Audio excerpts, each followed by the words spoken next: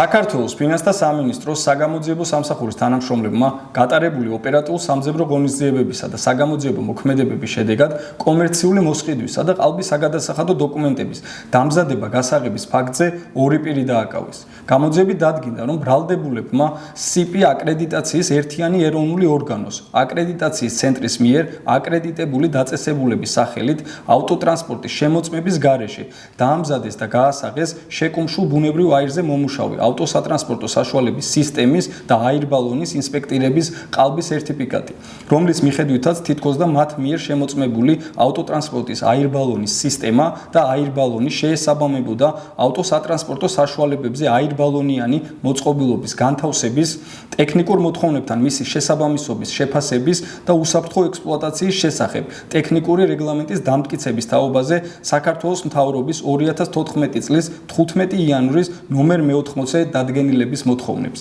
ინტენსიურად გრძელდება გამოძიება აღნიშნული აკრედიტებული ორგანოს მიერ ჩადენილი ანალოგიური დანაშაულებრივი ქმედებისა და აღნიშნულ დანაშაულში თანამონაწილე სხვა პირების დადგენის მიზნით. გამოძიება მიმდინარეობს საქართველოს სისხლის სამართლის კოდექსის 221 მუხლის პირველი და მესამე ნაწილებით და 200 მუხლის პირველი ნაწილით, რაც სასჯელის სახით ითვალისწინებს თავისუფლების აღკვეთას 2-დან 4 წლამდე ვადით.